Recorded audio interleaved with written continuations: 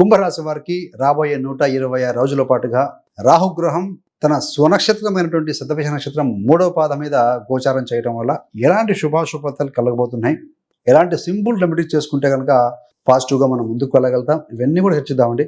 చివరిదాకా చూడగలరు. నచ్చితే లైక్ చేయండి, 10 మంది బంధుమిత్రులకు షేర్ చేయగలరు. కుంభరాశి సహజ చక్రంలో 11వ రాశి, వాయుతత్వ రాశి. అధిపతి ఎవరయ్యా అంటే శని. ఇక్కడ రాహువు కుంభరాశిలో ఉన్నారు. శనివత్ రాహు అంటారు. రాహు శని మిత్రులు. కుంభరాశికి కొన్ని క్లాసిక్స్లో స్వరాశి అని చెప్తుంటారు. కుంభరాశిలో బలవంతుడు. అందులో ఈ 126 రోజుల పాటుగా ఈ రాశిలో రాశి చక్రంలో ఇక్కడ కుంభంలో ఉన్నప్పుడు నవాంశ చక్రంలో కూడా కుంభరాశి మరియు మకరంలో ఉంటారండి. ఆ 2 రాశులు నవాంశ చక్రంలో ఉంటూ ఉంటారనమాట.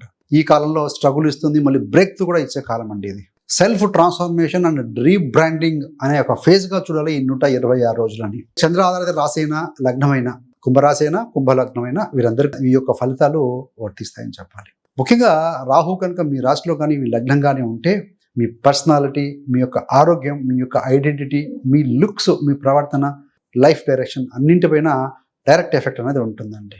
పాజిటివ్ ఫలితాలు ఏంటయ్యా ఇలా ఉన్నప్పుడు అంటే కొత్త ఇమేజ్, మీరు మిమ్మల్ని కొత్తగా ప్రజెంట్ కావాలనుకుంటారు. Looks, dressing, social media, career ఇలాంటి అన్ని దిశలను కూడా మార్చాలనే ఒక ఆలోచన బలంగా ఉంటుంది.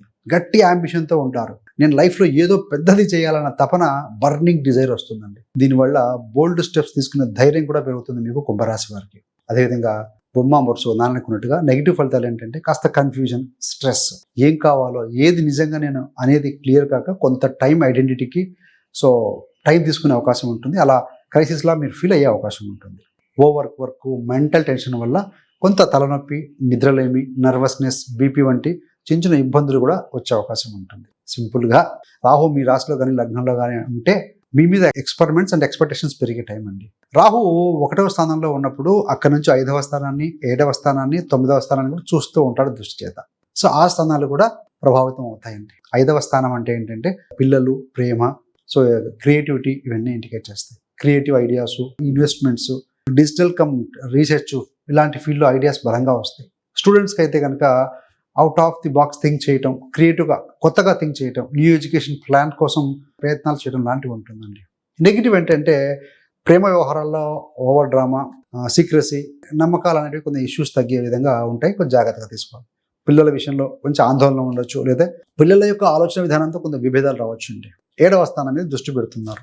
వైవాహిక జీవితం, పార్ట్నర్షిప్ ఇవన్నీ పాజిటివ్గా చూస్తే బిజినెస్ పార్ట్నర్షిప్, పబ్లిక్ ఇమేజ్, కస్టమర్లతో కనెక్షన్స్ పెరిగే అవకాశం ఉంటుంది. రాహు పెంచే గ్రహం. కొత్త రకమైన అలవెన్స్ లేదా రావచ్చు కూడా.